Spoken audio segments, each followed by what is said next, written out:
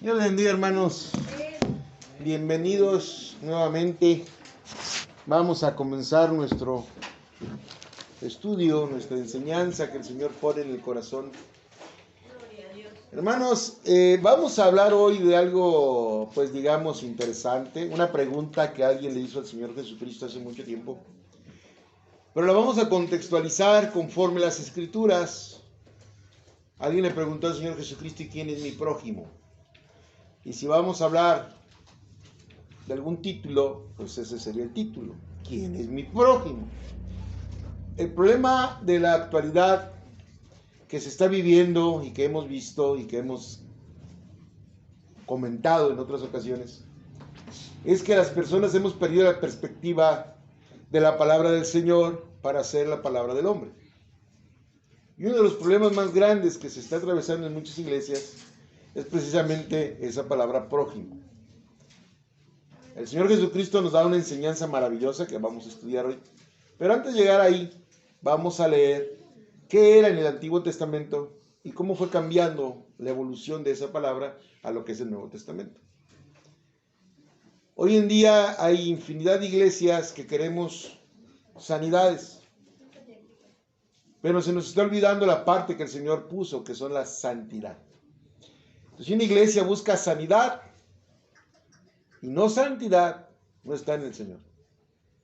Porque la obligación de un pastor o de un guía o de un profesor, porque recuerde que el ministerio que aparece en la Biblia es pastor maestro.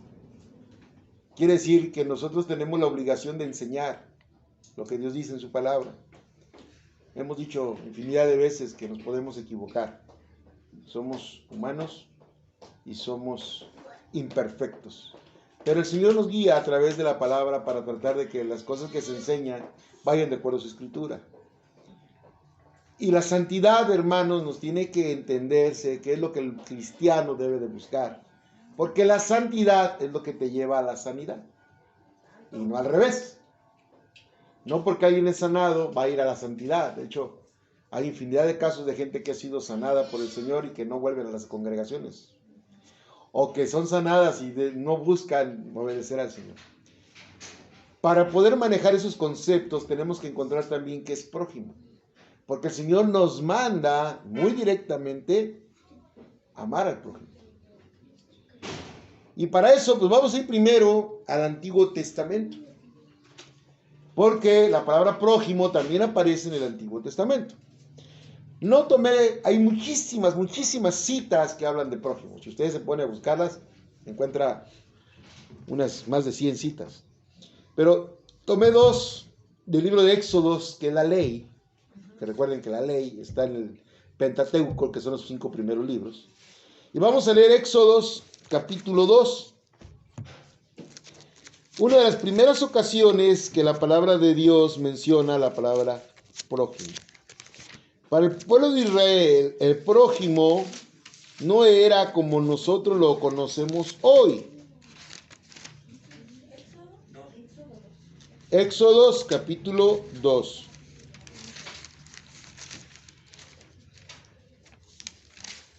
Para hoy en día, si usted oye prójimo, le dice que es toda aquella persona que tiene que ver con la condición humana y que usted, es decir, todo el mundo. Pero para el Antiguo Testamento la palabra prójimo viene de otro nivel. Vamos a leer el capítulo 2 de Éxodos, verso 11. Moisés, como ustedes saben la historia, fue recogido en un cesto y criado como hijo de una princesa. Él estaba en un nivel muy alto de jerarquía en el faraón, en el pueblo egipcio. Pero se entera de que tenía y que su descendencia era hebrea. Y Moisés tiene una lucha interna entre su descendencia y lo que él era.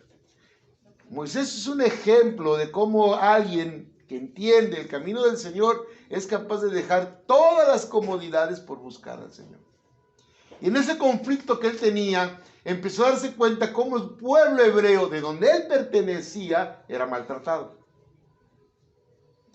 Nada más que Moisés reacciona como la mayoría de la gente que no conocemos del Señor reaccionamos, de manera violenta. Y en el verso 11 nos enseña que en aquellos días, ¿estamos ahí? Sí. Sucedió que crecido ya Moisés salió a sus hermanos y los vio en sus duras tareas y observó un egipcio que golpeaba a uno de los hebreos, sus hermanos. Entonces miró a todas partes y viendo que no parecía nadie, mató al egipcio y lo escondió en la arena. Reaccionó como reaccionaría una persona sin el Señor, que ves que están dañando a tu sangre, a tu pueblo, y pues le ganó el coraje y lo mató. Ahí Moisés no vio al egipcio como su prójimo. No, él lo vio diferente. Él lo veía como alguien pagano, fuera del concepto del Dios de Israel. ¿Por qué es eso? Por lo que dice el verso 13. Al día siguiente salió y vio a dos hebreos que reñían. Entonces dijo al que maltrataba al otro: ¿por qué golpeas a tu prójimo? Esa palabra prójimo que aparece ahí en el hebreo es rea o reya, que significa asociado, amigo, amistad, compañero cercano, vecino, prójimo. Es decir, para el pueblo de Israel en la época del Antiguo Testamento, el prójimo era solamente el pueblo de Israel. Todo lo demás era pagano. Todo lo que no estuviera dentro del pueblo de Israel, para ellos no era prójimo. Y ahorita vamos a leer a Jesucristo qué dijo de ese Antiguo Testamento, de esa antigua ley. Para el pueblo de Israel, Moisés no vio al egipcio como prójimo, porque había mandatos. Lo vio como un pagano, como alguien fuera de el contorno hebreo israelita. Bueno, aquel tiempo no eran israelitas todavía. En el contorno hebreo. ¿Sí me explico? Hebreo significaba el que cruzó el río. Entonces, él cuando ve peleando dos del mismo pueblo, ahí sí les dice: ¿por qué riñes? ¿Por qué golpeas a tu prójimo? Porque eran del mismo pueblo. ¿Sí estamos captando? El prójimo del pueblo de Israel se basaba en la realidad del pueblo. Hoy en día hay muchas congregaciones que dicen que tenemos que cuidar al prójimo y hablan nuevamente de un pueblo. Pero Jesús nos va a dar una lección tremenda. Entendiendo ese primer punto, vamos a los mandamientos de la ley de Dios. Vamos a Éxodo 20. Pero ya entendimos el primer principio de prójimo. No era el pueblo, para ellos, el prójimo era solamente su pueblo. Y en Éxodo 20, en la ley, ahí están los 10 mandamientos, hay un mandamiento relacionado con eso. Ay, se me dobló el mandamiento. Éxodo 20, versículo 16. Hay 2 mandamientos ahí que usted tiene que escuchar hoy. Me da mucho amor porque pues uno de ellos lo recortaron en la iglesia tradicional, pero aquí lo vamos a leer completo. El primer mandamiento dice, el verso 16, bueno, no el primer mandamiento de la ley, sino el mandamiento que me interesa que escuchemos. Dice: no hablarás contra tu prójimo falso testimonio. Ese prójimo que habla ahí sigue siendo del pueblo. Tú no podías levantar falso testimonio contra alguien de tu propio pueblo. ¿Por qué? Porque era condenado por el Señor. Increíble, ¿no? Lo que le hicieron a Jesucristo. A Jesucristo le levantaron falsos testigos para poderlo crucificar. Olvidando la ley. Pero la ley era clara: no levantarás falso testimonio contra tu prójimo. Y volvemos a leer la definición que está ahí. La palabra que está ahí también es Rea. Hay otra palabra hebrea que es amit, que significa camarada, que significa prójimo, pero la que está ahí es reya o rea, que significa amigo, cercano compañero, vecino, prójimo. Es decir, que eran el entorno social de ellos mismos. Luego el 17, verso 17, otro mandamiento nos habla del prójimo. No codiciarás. Allá en la tradicional dice, no buscarás la mujer de tu prójimo, pero no nomás era la mujer, vea todo lo que dice ahí. No codiciarás la casa de tu prójimo. No codiciarás la mujer de tu prójimo. Ni tu siervo, ni su siervo, ni su criada, ni su buey, ni su asno, ni cosa alguna de tu prójimo. ¿Por qué? Porque el pueblo de Israel no tenía necesidad de buscar en los otros lo que Dios ya le había dado por heredad. Ellos tenían un sistema de jubileo donde después de 50 años todo lo que habías prestado fiado se te regresaba. Tus tierras, tus ganados, todo. Entonces, si Dios había puesto una ley para que todo fuera equitativo, no podías tú por qué tener envidia de lo que está diciendo ahí, de lo que tenía tu hermano o tu familiar. Si tú hubieras sido un mal administrador, era problema tuyo, porque el Señor todo te lo había dado. Y te lo devolvían a los 50 años, en el famoso año del jubileo. Entonces el Señor pone una ley clara de no desear nada del prójimo que tenía a su alrededor. Y señala a la mujer, porque la ley prohibía que cualquier persona familiar que se metiera con la mujer del familiar, pues pecaba en gran manera. La ley era clara, eso es otro concepto. Pero lo que yo quiero que entiendan aquí, que cada vez que dice prójimo ahí, sigue hablando de un pueblo, de una nación, de un contorno. Israel no veía al prójimo como Jesús nos va a enseñar a verlo. Israel veía al prójimo dentro del parámetro del pueblo de Israel. Sí, amén. Y hay congregaciones que quieren implantar eso, no más aquí, solo nosotros, y no hay más, y entiende, y si sales a otro lado te va a ir mal, y si te buscas a otro lado estás pecando, y si usted no se sale de la iglesia, no está en Dios. Eso, hermanos, hoy en día solo lo hacen las sectas. ¿Por qué no quieren que salgas? ¿Por qué no quieren que oigas otros lugares? Porque controlan tu vida. Y el Señor nos ha enseñado a buscar la verdad. Ahora el Señor nos va a dar una lección de para Él qué es el prójimo. Vamos a leer a Salomón en sus proverbios, donde él empieza a desmenuzar esa palabra y hacerla en un crecimiento diferente.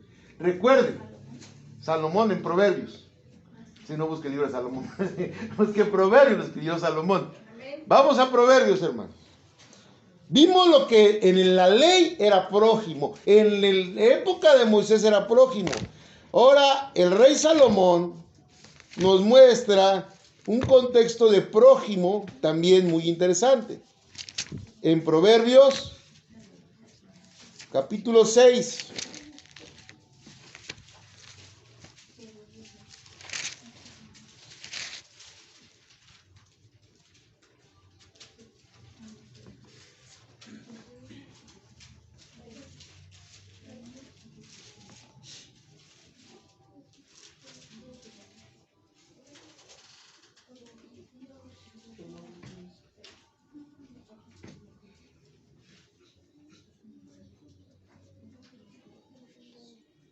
¿Ya están ahí? Amén. Verso, bueno, el contexto del 1. 1 dice, del 1 al 3. Hijo mío. 6, 1. Sí. Ahora sí. Hijo mío, si salieras fiador por tu amigo, si has empeñado tu palabra a un extraño, te has enlazado con las palabras de tu boca y has quedado preso en los dichos de tus labios. Haz esto ahora, hijo mío, y líbrate, ya que has caído en la mano de tu prójimo. Ve, humíllate y asegúrate de tu amigo. Pero ahí el proverbio ya mete al prójimo al extraño, ¿se dio cuenta? Ya no solamente está hablando del prójimo del pueblo. Estaba hablando, ese proverbio habla de que no debemos de pedir fiado ni prestado porque nos empeñamos, porque entregamos nuestra vida para pagar lo que debes. De eso trata el proverbio. Pero Salomón ya nos da un poco más de apertura, ya no está hablando solo de la familia, sino del extraño. Si usted empeña su palabra, aún con el extraño, ¿quién era el extraño para el pueblo de Israel? El que no era del pueblo de Dios. Aún ahí, Salomón ya lo empieza a ver como un prójimo. Todavía no queda claro el concepto, porque todavía estamos bajo la ley, bajo los antiguos estatutos del testamento anterior, o sea, del Antiguo Testamento, pero la sabiduría que Dios le dio a Salomón empieza a aperturar lo que el Señor iba a hacer. La palabra prójimo sigue siendo ahí la misma en el hebreo, que habla del compañero, del asociado, del amigo, del vecino. En el verso 29 de esa misma cita, amonesta a que las personas no hagamos contra el prójimo relacionado con la mujer, citando la ley. Así que si se llega a la mujer de su prójimo, no quedará impune, ninguna que le tocara. Cuando vuelve a decir ahí prójimo, se refiere nuevamente al pueblo de Israel. ¿Cómo sabemos eso? Porque en la costumbre del Antiguo Testamento, si alguien se allegaba a una esclava, no la veían como prójimo. De hecho, era la costumbre que si una mujer estéril no podía dar hijos, le arrimaban a la esclava. Y los hijos de la esclava los tomaban como propios. Si esa palabra se dirigiera a todo el mundo, no hubieran podido tocar ni esclavas. Pero nuevamente nos vuelve a regresar al pensamiento antiguo de que el prójimo era el pueblo. Prohibido que toques y no vas a tener consecuencias a una mujer de tu pueblo que es prohibida. Pero ya no era la esclava, el prójimo seguía siendo el pueblo. Mientras que en un lado Salomón nos da una apertura a hablar del extraño, por otro lado nos vuelve a regresar al concepto antiguo de la ley, del prójimo en lo que era el contorno del pueblo de Israel. Pero ahora vamos ahí mismo al 12:26, o sea, Proverbios 11:12. Vamos a seguir viendo todavía esa parte para poder llegar a 11:12. O sea, Proverbios 11, verso 12.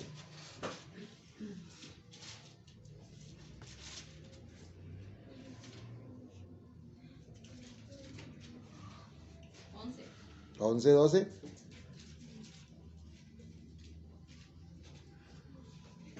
Y nuevamente hay una apertura. ¿Ya estamos ahí? Amén. El que carece de entendimiento menosprecia a su prójimo. ¿Cómo el Señor vuelve a buscar que las personas busquen la verdad?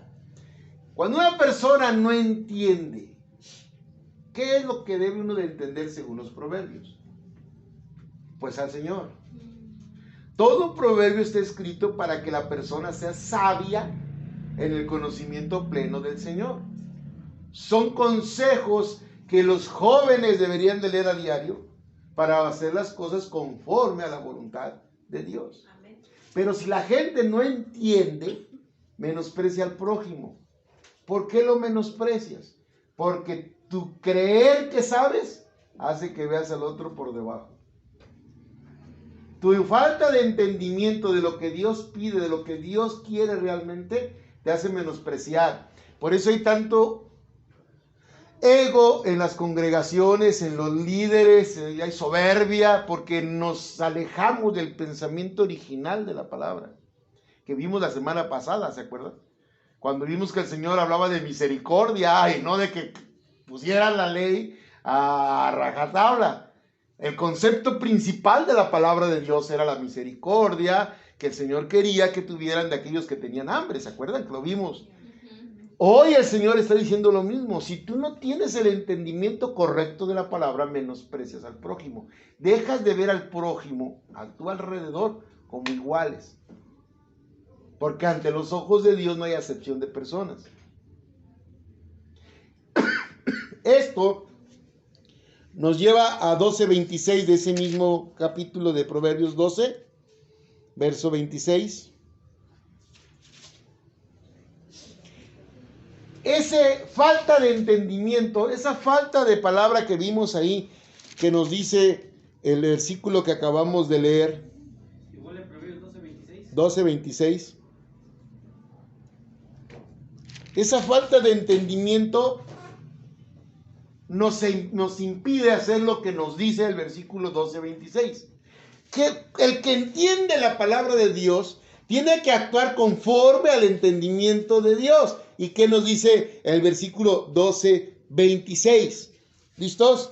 Amén. El justo sirve de guía a su prójimo, mas el camino de los impíos les hace errar. El que entiende la palabra de Dios no es para vanagloriarse, sino para servir de guía al prójimo, al perdido. Cuando alguien, en lugar de buscar la enseñanza correcta para ayudar al otro a buscarla también, empieza a a menospreciar o a agredir sin conceptos claros, sin fundamentos, o peor aún, sin pruebas, es porque no ha entendido lo que el Señor dice. Entonces el Señor nos está llevando a través de su palabra a ver que el prójimo es la base y el fundamento del amor verdadero cristiano. Donde en lugar de vanagloria o de creernos o de superarnos o de sentirnos más, mientras más crece el Hijo de Dios, más pequeño es. Porque nos ponemos al servicio. Leemos de nuevo el 26. El justo. ¿Quién es el justo? Aquel que ha sido perdonado por el Señor Jesucristo. Ya lo hemos explicado. Sirve de guía a su prójimo. Pero más el camino de los impíos les hace errar. ¿Por qué entonces no entra la palabra en muchos de nuestros hermanos, en muchos de nuestros pastores? Porque están todavía en el camino impío. Nomás que ellos no lo reconocen. Por eso erran, por eso se salen, por eso hacen y enseñan cosas buscando lo que hablábamos desde el principio, la sanidad y no la santidad. Porque lo que te va a dar a ti la sabiduría, el entendimiento, es esa santidad que el Señor nos va guía haciendo. Y no crea que la santidad nace, hermano, en un proceso. Nace en el momento que usted cree con un corazón sincero. ¿Por qué? Porque Él te limpia de todo pecado, ¿o no? Y si Él te limpia de todo pecado, eres santo, ¿o no? Amén. Pero la santidad ya está en ti. Tú tienes que cultivarla. Tú tienes que llevarla. Tú tienes que no dejarla caer en tu vida. Ya es responsabilidad tuya. Él ya te limpió. Él ya te quitó. Él ya te hizo nueva criatura. El Señor nos enseña de una manera extraordinaria cómo el proceso realmente no es un proceso de caídas y levantadas, sino un proceso de vivir la santidad y luchar contra la carne para seguirla sustentando. Esto es hermoso. Porque ahora vamos a ver cómo estos conceptos del Antiguo Testamento, Jesucristo los toma para enseñarnos algo más excelente. Mucho más excelente. Vamos a Mateo, vamos a la palabra de nuestro amado Maestro.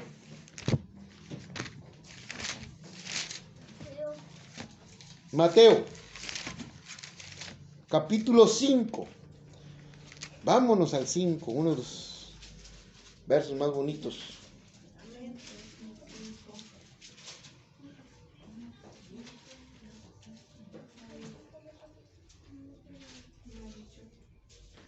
Vamos a leer la cita y luego nos vamos a ir de dónde se tomó el Señor. Porque eso es lo que hemos tratado con ayuda del Señor, de buscar la cita en el Nuevo y si trae la referencia, leerla, para que podamos comprender qué quiso el Señor cambiar. ¿Listos? Dice Mateo capítulo 5, verso 43. No había dicho el versículo, ¿verdad? Verso 43. Gloria al Señor. Amén. ¿Listos? Amén. Oísteis que fue dicho: amarás a tu prójimo y aborrecerás a tu enemigo. ¿Cómo Jesucristo nos enseña lo que hemos venido explicando? En la ley era el prójimo, el pueblo. Todos los demás eran sus enemigos. Vámonos al Levítico. Marque ahí que vamos a regresar. Marque ahí. Vamos a Levítico 19, 18. ¿Ya lo marcaron? Levítico 19, 18.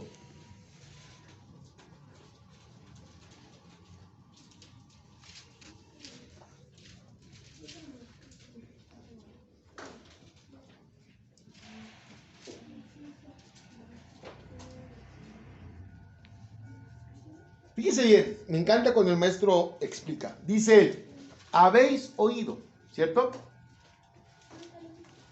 Sí. Pero ¿qué habían oído? ¿Y qué habían cambiado?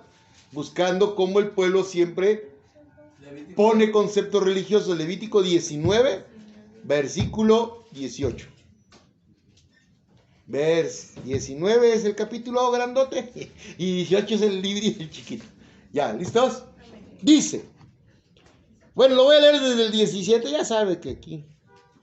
No aborrecerás a tu hermano en tu corazón, razonarás con tu prójimo para que no participes, ¿de qué? De su pecado. ¿Quién era el hermano? El prójimo. ¿Y cuál era el hermano del pueblo de Israel? El pueblo. No los extranjeros. Pero vean lo que dice el verso 18. No te vengarás ni guardarás rencor a los hijos de tu pueblo, sino amarás a tu prójimo como a ti mismo. Jesús, ¿cuántas veces usó esa frase? Muchas. Tomándola del Antiguo Testamento, pero él lo puso a un nivel superior. Porque mientras que el pueblo de Israel, Jesús le cita al pueblo: ustedes habéis oído, amarás a tu prójimo, pero aborrecerás a tu enemigo. ¿Dónde leímos eso? En Mateo 5:43. ¿Cierto? Amén.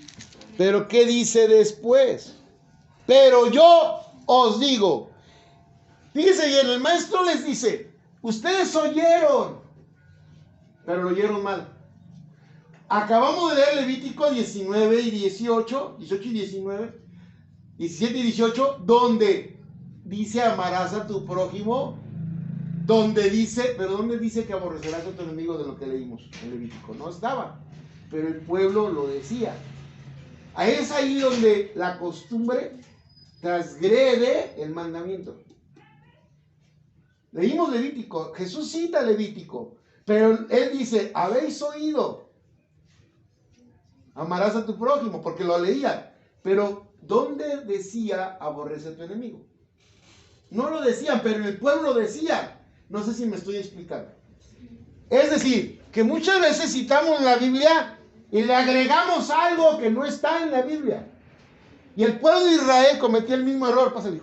El pueblo de Israel cometía el mismo error. Ahora fíjense lo que dice el verso 44. Y aquí el Señor nos sube el nivel.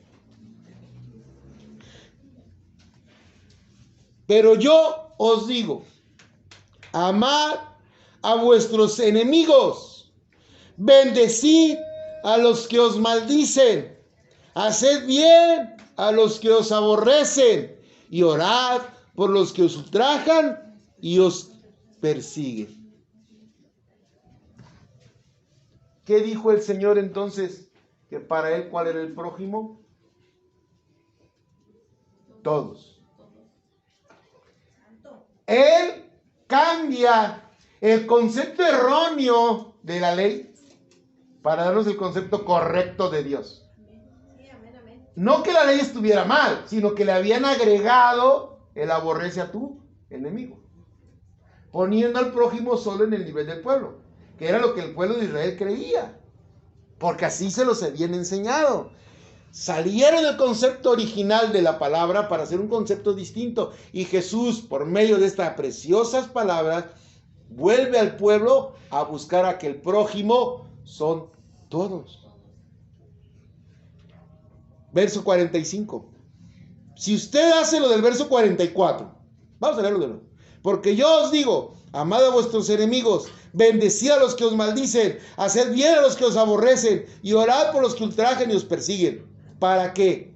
Para que seáis hijos de vuestro Padre que está en los cielos, que hace salir sol sobre malos y buenos, y que hace llover sobre justos e injustos. Dios no tiene acepción de personas.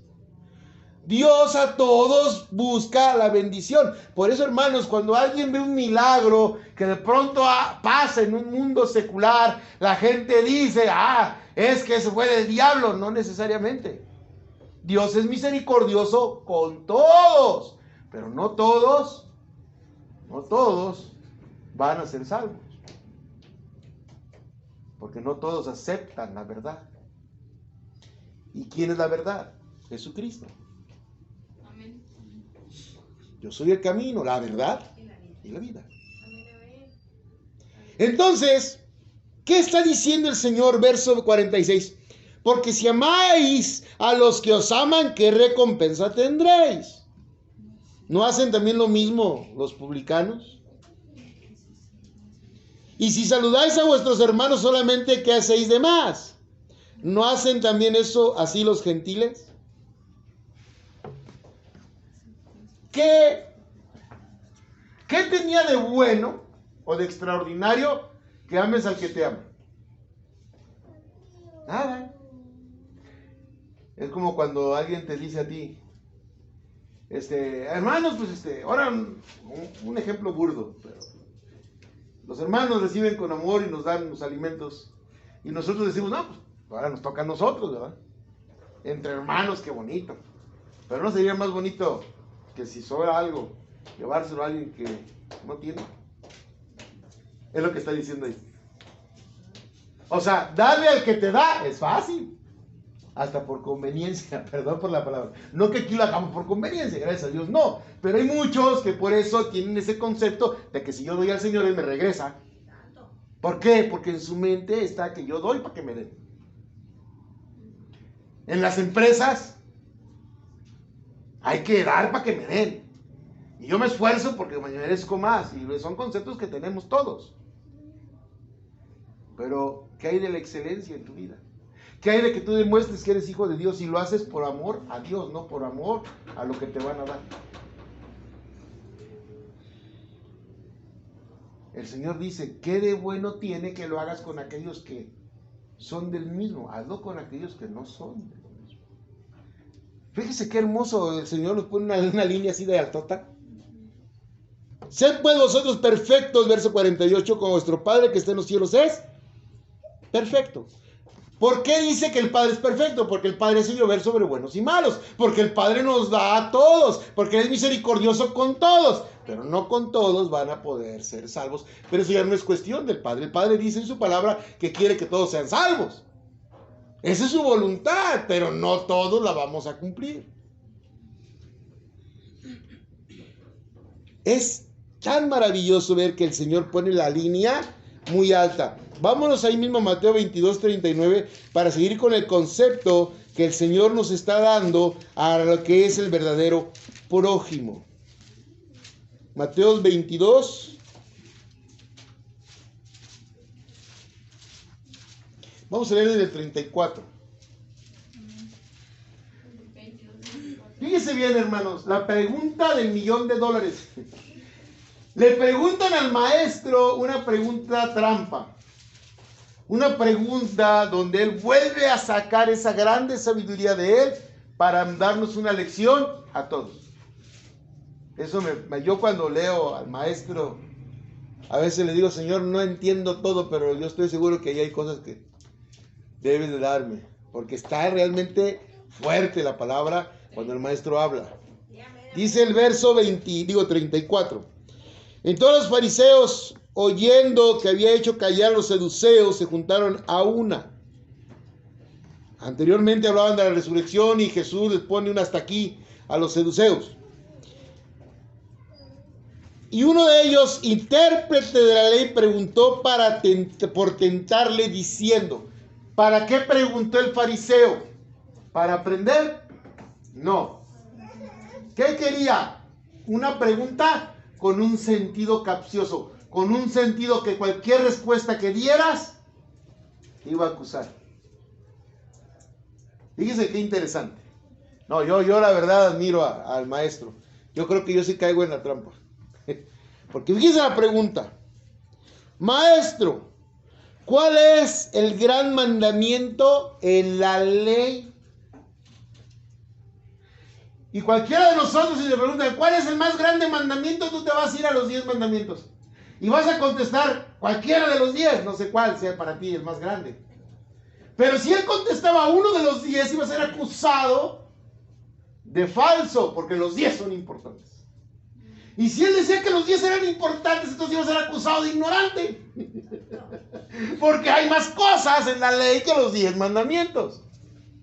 O sea, la trampa estaba tendida. Pero ¿qué hace el maestro? Enseñarnos a nosotros y a los fariseos. Dice su palabra de manera hermosa, verso 37. Amarás al Señor tu Dios con todo tu corazón y con toda tu alma. Y él agrega, y con toda tu mente. ¿Cómo sé que lo agrega? Porque si usted se va, apunte, que nota, a Deuteronomio 6.5. Deuteronomio 6.5, márquele ahí porque vamos a regresar. Deuteronomio 6.5. ¿Ya lo apuntó? Si no quiere ir, no vaya, yo se lo leo. Se lo leo. Viene desde el 4. Oye Israel, Jehová nuestro Dios, Jehová uno es. Y amarás a Jehová tu Dios con todo tu corazón y toda tu alma y con todas tus fuerzas. ¿Pero qué le agregó el Señor? Con toda tu mente. ¿Por qué? Porque el Señor quiere que entendamos. Usted no puede amar al Señor si no entiende quién Él es. Si usted no desarrolla la habilidad de la comprensión al Dios al cual está usted amando, está amando falsamente. Yo pongo mucho el ejemplo del matrimonio porque el Señor lo usa mucho, pues me gusta usarlo. Usted cuando ve a la persona puede sentir atracción, puede sentir algo hermoso, pero no es hasta que lo conoce que se enamora por completo. Porque tiene características que usted necesita y usted tiene características que ella necesita, en el caso mío, ¿no? En el caso de la mujer al revés. El amor verdadero surge en la comunión de ambos. Lo mismo es con Dios. Todos decimos amar a Dios. Usted se va preguntando en la calle y todo va a decir que sí. ¿Pero lo aman realmente? No puedes amar completamente si no tienes el entendimiento de quién es Él. Por eso dice el Señor, ámalo con todo. ¿Qué es con todo? Pues con todo, vamos a leerlo de nuevo, con todo tu corazón, con toda tu alma y con toda tu mente, con el conocimiento pleno de quién es Él. A Dios se le ama por lo que Él es y no por lo que Él hace. Y volvemos al principio. ¿Los milagros siguen existiendo? Claro que sí. Él es grande en misericordia. Pero que eso no sea lo que te hace amarlo. Porque entonces estás equivocado. Y si deja de hacer milagros, lo vas a dejar de amar. Y es cuando la gente tropieza. Es que Yo vi, a mí me daba, y que la prosperidad y que la economía, y ahora no tengo nada. A lo mejor te quitó todo para que ver si es cierto que lo amas. ¿Se acuerdan de Job? Entonces el Señor le pone una vara muy larga, pero el segundo mandamiento es el que nos lleva al concepto que estamos investigando hoy.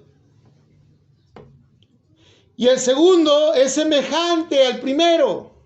No dice ahí eso, yo le agregué eso. Y el segundo es semejante. Amarás a tu prójimo como a ti mismo. De estos dos mandamientos depende toda la ley y los profetas. Si usted cumple esos dos mandamientos, cumple toda la ley. Los 613 estatutos que están ahí. Si usted cumple dos, ¿cómo podía rebatirle que estaba mal? La trampa no se cerró. Porque en dos mandamientos resumió el Señor toda la ley. Si usted ama a Dios con todo su corazón, los primeros 4 mandamientos que hablan al Señor, los va a cumplir, porque lo ama con todo su corazón. No va a tener dioses ajenos delante de él. Si usted ama a su prójimo como usted mismo, va a cumplir los otros 6. No va a tener envidia, no va a matar, no va a robar, porque a usted le gustaría que se le hicieran. ¿O sí? El Señor resume, pero al prójimo como el total de la humanidad, en un concepto nuevo para el pueblo de Israel. Pero para nosotros, maravilloso. El prójimo ahora no es solo la comunidad cristiana. Sí hay que empezar por casa, sí, amén. Pero tenemos que buscar servir. Antes la gente hablaba del cristiano y decía, es que ellos son diferentes, ellos se aman, ellos se ayudan, ellos vienen y nos dan de comer. Y ahora que hablan de nosotros, ellos roban, ellos quitan. Decía mi mamá, no te metas a eso, hijo, te van a quitar hasta la casa. Fíjese qué concepto tenía mi mamá del cristianismo, hasta que platicó con su hijo y cambió su concepto. No porque yo sea un santo, sino porque vio que yo no hacía nada de lo que ella había visto que hacía.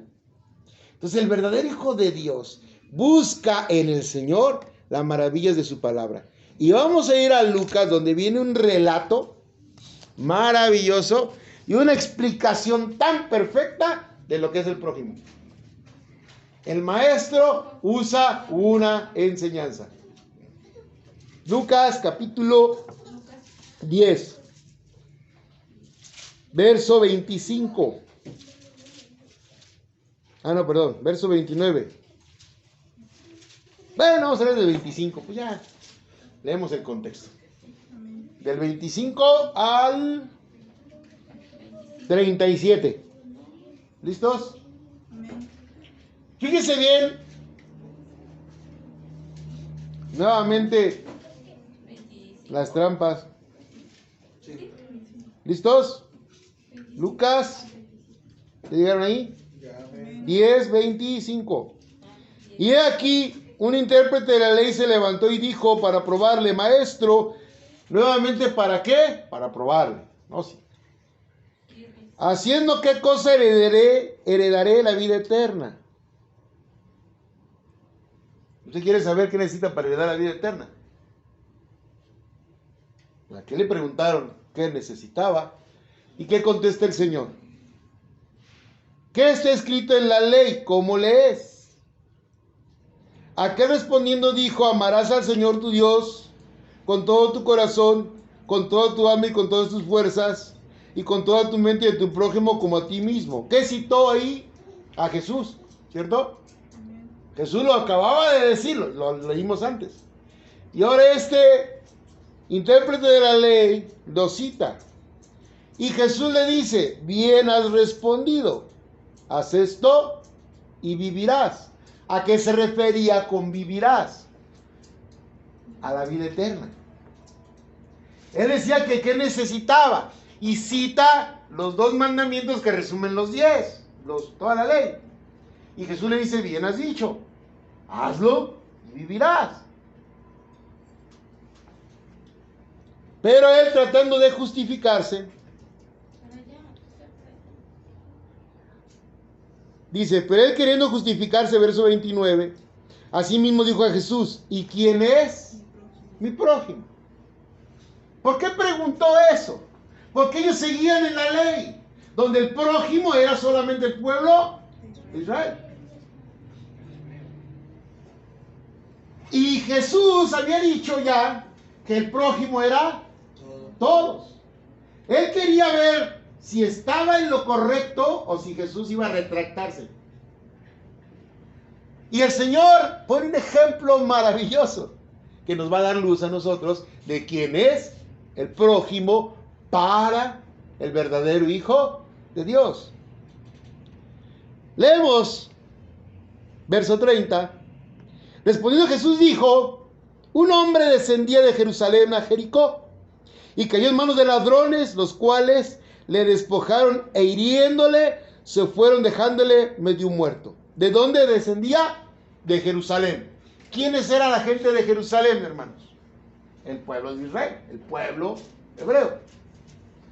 No era un extraño, era uno del pueblo de Israel que bajó y lo asaltaron y lo dejaron medio muerto. Verso 31. Aconteció que descendió un sacerdote por aquel camino y viéndole pasó de largo. Los sacerdotes, ya hemos estudiado, los fariseos, eran aquellos que se supone que cumplían ¿qué? La ley. Él vio al hombre tirado. ¿Y qué debería de haber hecho? Todos lo sabemos.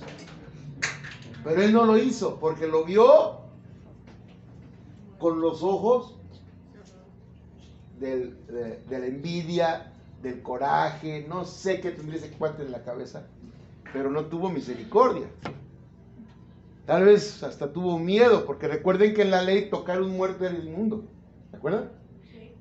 No, a lo mejor digo, no, este está muerto, y si lo toco, yo soy sacerdote, me voy a ensuciar. Volvemos al problema del que vimos la semana pasada, del que tenía hambre. No tuvo misericordia porque él tal vez en su mente dijo, no, este es muerto, es inmundo, yo si lo toco no voy a poder hacer mi labor de sacerdote. Pudo ser eso. O pudo ser simple indiferencia, porque ellos entienden otro nivel y no tenían por qué hacerlo. Pero dice ahí que se fue de largo. Asimismo un levita. ¿Quiénes eran los levitas? Pues los que servían en el templo. Gente que se supone entregada al Señor, ¿cierto o no? Llegando cerca de aquel lugar y viéndole, también pasa de largo. Hermanos, esto es maravilloso porque lo que viene es más fuerte. Pero un samaritano que iba de camino vino cerca de él y viéndole fue movido a misericordia. Hermanos, ¿saben qué era un samaritano? Eran enemigos del pueblo de Israel. Los samaritanos y los del pueblo de Israel tenían una pugna por diferentes enseñanzas doctrinales. Mientras que unos decían que se adoraba en el monte, otros decían que se adoraba en el templo. Y tenían una serie de conflictos que le era inmundo. Todos, para ir de un lado a otro, le daban la vuelta en lugar de pasar por Samaria. Recuerden que Jesucristo sí pasó por Samaria, cuando vio a la mujer samaritana, ¿recuerdan? Pero ellos no se llevaban. Él, al ver a un israelita, a un hebreo tirado, con el rencor que se traían, ¿qué era lo que hubiera hecho? Él se hubiera ido de largo. Y entre comillas hubiera habido justificación, ¿cierto? Sin embargo, él es movido a misericordia. ¿Por qué misericordia? Porque para él ese hombre no merecía, porque no era de su pueblo, no era de su fe, no era de su creencia. La palabra prójimo que se utiliza en el Nuevo Testamento es la palabra plesión, que significa próximo, que significa cerca. junto.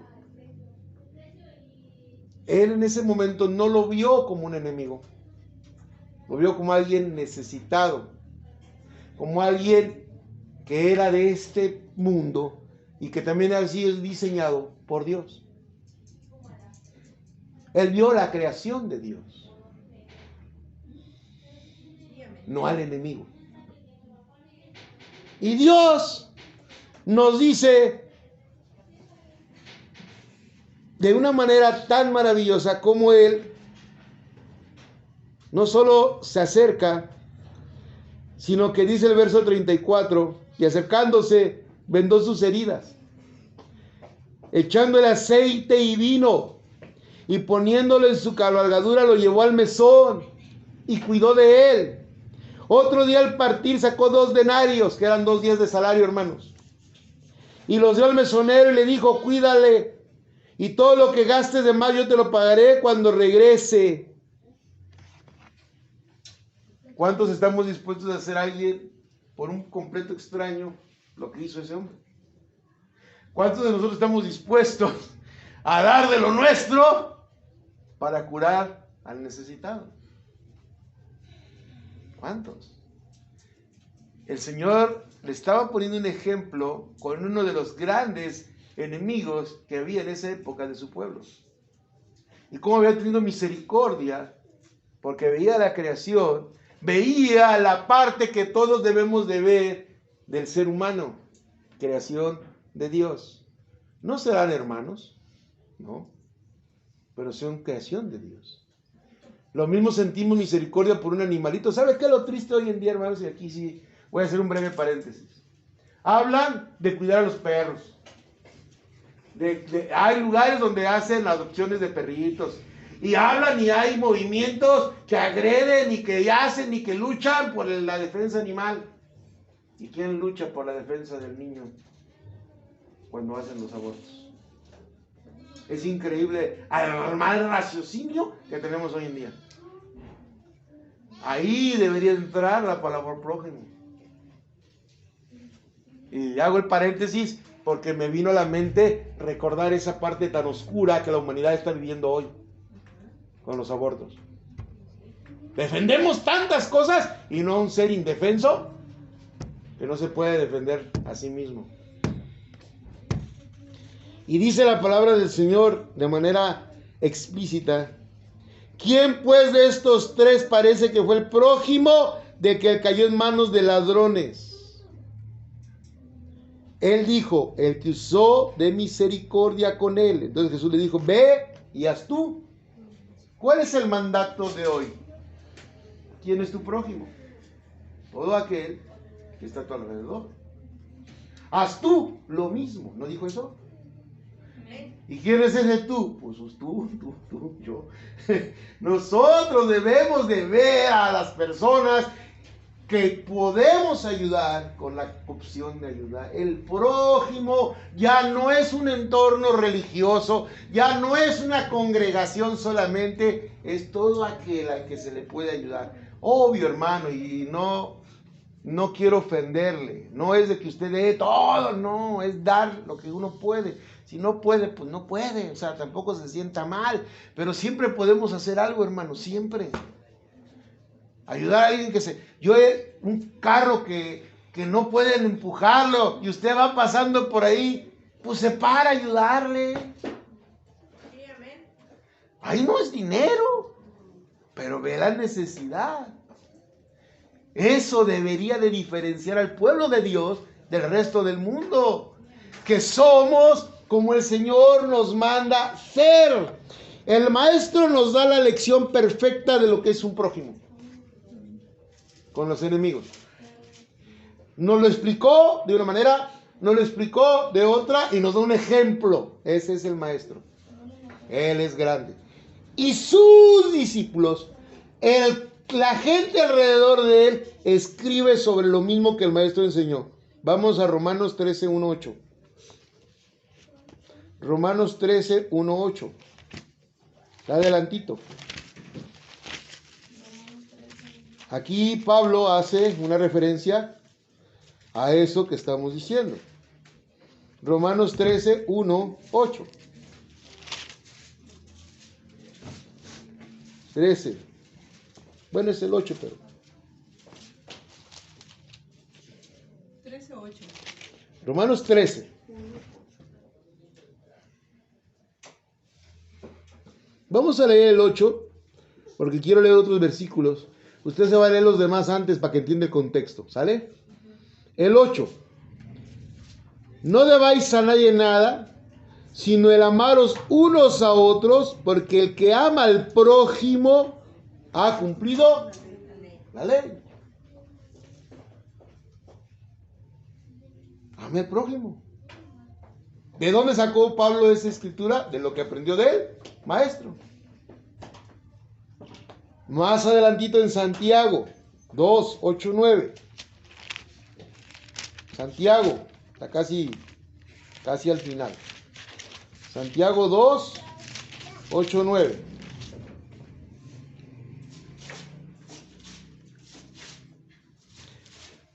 Porque es importante anotar esos versículos para que vea cómo todos aquellos que fueron después del maestro nos vuelven a decir la misma enseñanza. Santiago 2, 8, 9, ¿listo? Dice, si en verdad cumplís la ley real conforme a las escrituras, amarás a tu prójimo como a ti mismo, bien hacéis. Vuelvo a leer. Si en verdad cumplís la ley real conforme a la escritura, amarás a tu prójimo como a ti mismo, bien hacéis. Santiago nos vuelve a recordar las palabras de ¿quién? Del maestro. Amén. Verso 9. Pero si hacéis acepción de personas, cometéis pecado y quedáis convictos por la ley como transgresores. Fíjese bien, Santiago va más allá. Santiago nos dice, si haces lo que el maestro dijo, bien hacéis, vas bien. Pero si haces acepción de personas como lo hacía el pueblo de Israel, quedas bajo la ley y bajo la ley te condenas. ¿Sí entendió? O sea, no puedes, quieres salvación, tienes que hacer lo que te dejó el maestro, que es el que da vida eterna. Pero si usted hace excepción de personas, solo la congregación, solo nosotros, y aquí solo hay salvación, nadie más es salvo. Así dicen las sectas. Están queriendo cumplir la ley. Y si cumplen la ley, te condenas. Porque nadie la puede cumplir. Santiago nos abre el panorama mental de la conciencia humana del por qué seguir la enseñanza del maestro nos lleva a la salvación. Es que yo la verdad no sé, es tan claro que a veces no sé por qué no lo entendemos. Vamos a Primera de Juan 4. Está adelantito. Primera de Juan, capítulo 4. 1 Juan, dice en la Biblia. 1 Juan 4. 19. Primera de Juan 4,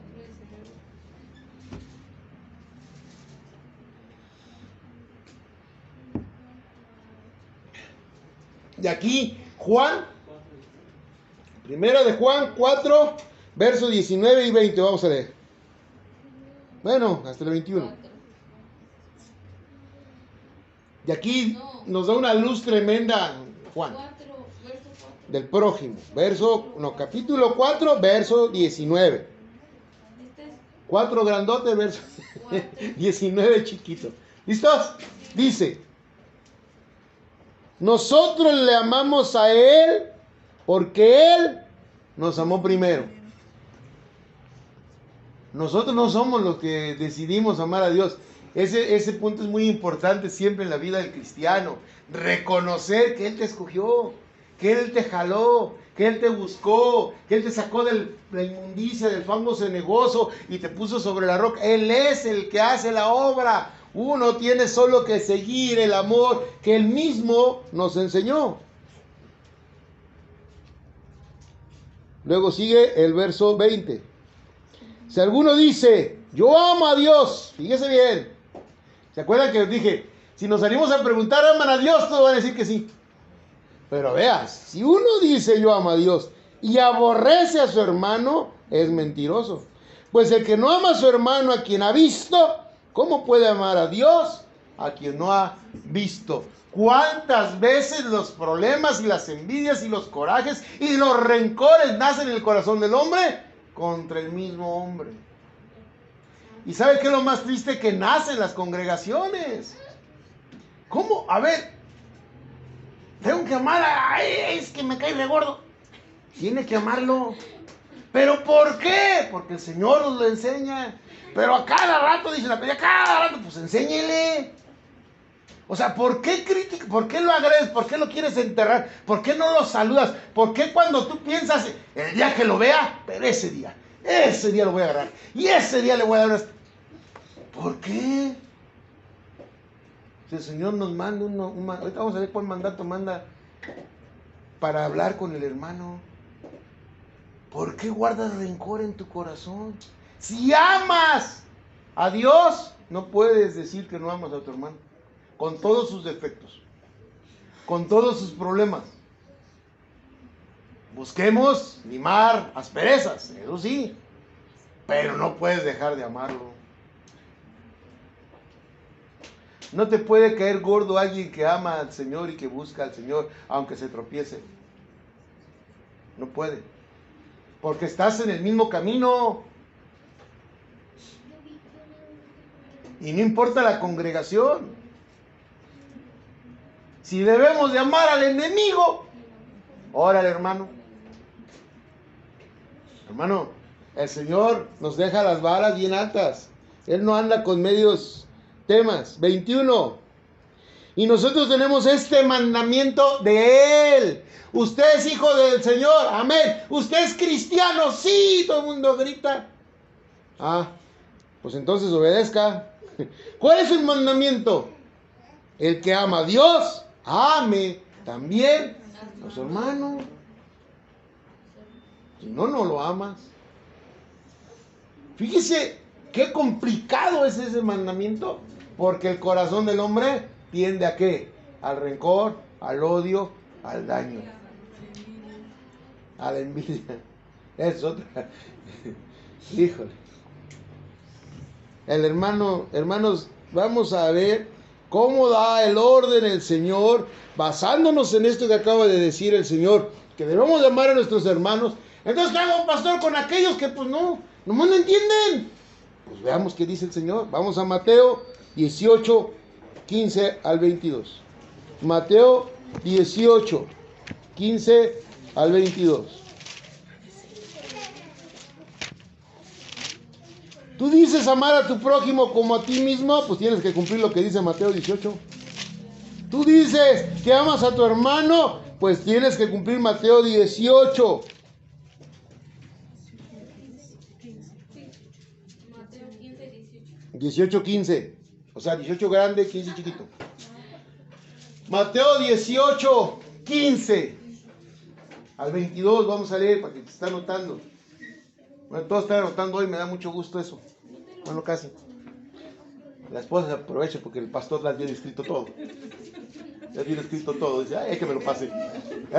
¿Listos? ¿Listos? Mateo 18, 15. Fíjese, ponga atención. Por tanto, si tu hermano peca contra ti, ve y repréndele estando tú y él solos. Si te oyere, has ganado a tu hermano. Entonces, la Biblia sí dice que reprendamos. La Biblia sí dice que buscamos la exhortación con el hermano. ¿Pero enfrente de todos? ¿A sus espaldas? Es tú y él solos. ¿Por qué? Porque así se lima la aspereza. Y si él te oye y tú lo oyes a él y llegan a un acuerdo, ganaste a tu hermano. ¿De dónde lo ganaste? Pues lo sacaste de donde andaba mal. Porque dice que pecó. ¿Cierto? Pecare contra ti. Hermano, la Biblia nos habla del amor al prójimo, del amor a todos, pero nos regresa a entender que somos hijos de Dios y que somos diferentes. que no calumniamos, que no chismeamos, que no decimos cosas, sino que buscamos la limpieza del corazón. La sanidad viene por la santidad, no al revés. Usted es santo, apartado del pecado, y busca que aquel que está a su lado, que aquel que está en su congregación, que aquel que está en su movimiento, que aquel que está dentro de los parámetros del Señor, estén bien en todo con usted. Porque si no, una raíz de amargura envenena todo el alma y destruye tu santidad. No lo permitas. Dime la aspereza. Yo doy gracias a Dios, y no porque la hermana esté presente. Aquel día de la Santa Cena, mi corazón se llenó de alegría cuando vi a la hermana Yola correr al abrazo de su hermana. Eso hace un hijo de Dios. Y no lo digo porque esté aquí presente. Si había una aspereza, buscó en ese momento para participar en la cena del Señor, mimarla para sentirse digna, ¿o no? ¿Cuántos hacemos eso? Ese es el problema. Tenemos que hacerlo en constancia, constantemente, buscando el amor. Somos hijos de Dios, somos el reflejo del amor, Él es amor. Y dice, solos. No delante de quién. Si no te oye, ya le hablé, ya le dije, ya le hice reflexionar, y yo veo como que no, y sigue en su pecado. Hay otra segunda regla, verso 16. Mas si no te oyere, tomando un contigo uno o a dos, para que en boca de 2 o 3 testigos conste toda palabra. No dice, llévate a todos, 1 o 2 testigos. Ojo, ¿qué es un testigo, hermano? Un testigo. Alguien que sabe. Alguien que está observando para ver que estén limando la aspereza. No el que va para apoyar a uno. ¿Sí entendió eso? El testigo va a escuchar el diálogo entre ellos para discernir quién tiene razón. Un mediador. Como un mediador, pero más que un mediador es... ¿Para qué tal si el que está acusando es el acusado al último? A eso van los testigos. Si no pudieron limar la aspereza, van los testigos para oírlos primero y sobre lo que ellos dicen buscar la conclusión para sanar el problema. Pero no llevas a tu abogado. No dice llévate un abogado defensor. No. Dice lleva testigos. O sea, tú no vas a decir, no, pues dice la Biblia que voy a haber 2 o 3 testigos, pues me llevo a los que me quieren un montón. Bueno, hermano Germán y al hermano Alejandro. Y ustedes me apoyan. Sí, pastor, ahorita le echamos bola. No, hermano. No. Los testigos van para ayudar a ver quién tiene razón y ayudar a que se discierna y a llegar a un acuerdo para que el rencor se vaya. Amén. Es que luego la gente sí quiere llevar abogado, hermano. Yo recuerdo, sí, sin ofender a aquel pastor donde yo tantos años duré. Un día me dijo, hermano Gerardo, necesito que vaya conmigo. Y como no, pastor, vamos a ir con un hermano que anda descarriado. Usted va a ser mi testigo de que yo todo lo que digo tengo razón. Pastor, pues ¿a qué me llevo? No, pues que usted me tiene que apoyar. ¿Por qué? Si usted me lleva, yo entiendo que voy a ver y a ayudar a que se limpie de la situación. No, es que está mal. Bueno, pues si usted ya está seguro que está mal, pues corro de la iglesia. Yo sí le dije, yo era un niño en la fe. Pero como él veía que lo apoyaba mucho, dijo, me lo llevo.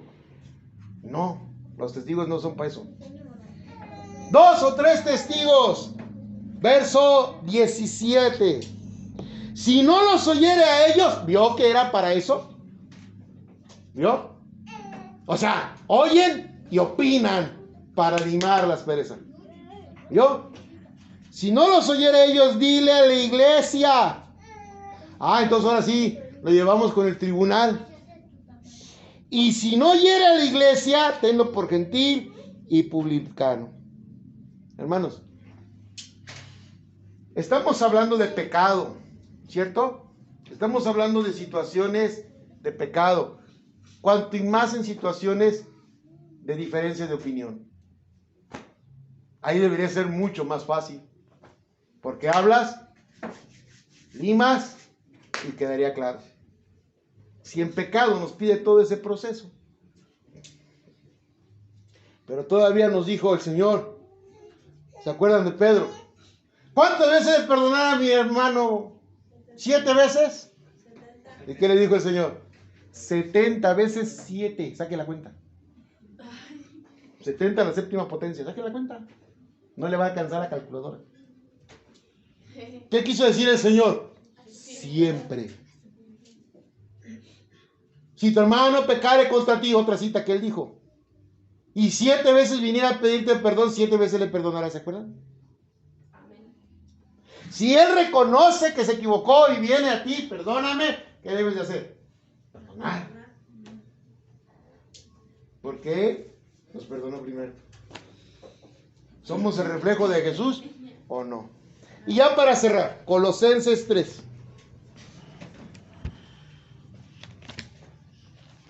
Colosenses 3. ¿Alguien sabe dónde quedó Colosenses? No, así como entre Génesis y Apocalipsis. Colosenses 3.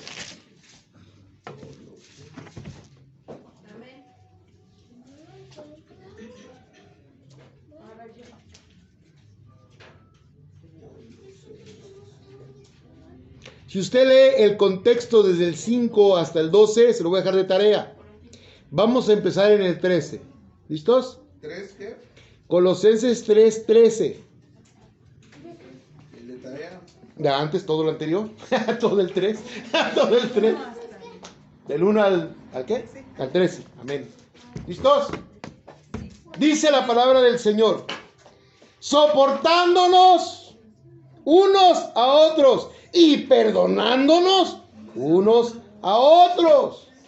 A ver, ¿qué es soportarte? Que a pesar de lo que vemos que como que no cuadra conmigo, yo de todos modos tolero. Hermanos, somos cabezas diferentes, con crianzas diferentes, con educación diferente, pero eso no nos quita que seamos hermanos.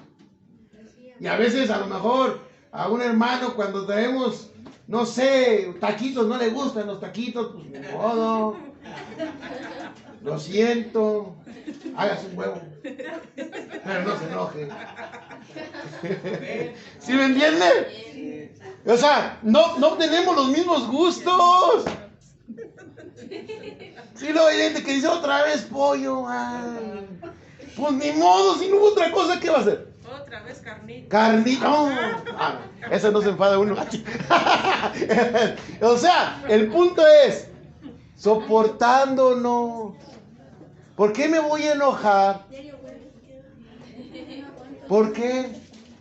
Si yo veo que lo hicieron con amor, si yo veo que se esforzaron, que se levantaron en la madrugada, yo qué sé, yo lo único que tengo que decir es gracias, Señor. Amén. Eso es lo que debo de decir.